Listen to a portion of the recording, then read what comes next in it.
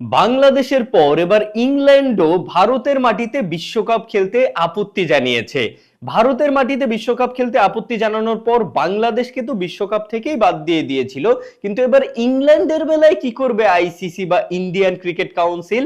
যদিও রিজনটা আসলে ভিন্ন। বাংলাদেশ আপত্তি জানিয়েছিল নিরাপত্তা ইস্যুর কারণে, আর ইংল্যান্ড আপত্তি জানিয়েছে নিপা ভাইরাসের কারণে। ভারতে নিপা ভাইরাস আশঙ্কাজনকভাবে বৃদ্ধি পেয়েছে এবং এই কারণেই নাকি ইংল্যান্ড ভারতের মাটিতে বিশ্বকাপ খেলতে আপত্তি জানিয়েছে এবং ইংল্যান্ডের ম্যাচগুলো ভারত থেকে সরিয়ে শ্রীলঙ্কায় দিতে বলছে আইসিসি কে। কিন্তু আইসিসি তো অনেকদিন আগেই বাংলাদেশকে বলছিল যে এখন ম্যাচ বা ভেন্যু পরিবর্তন করা সম্ভব না, কারণ সময় অনেক কম।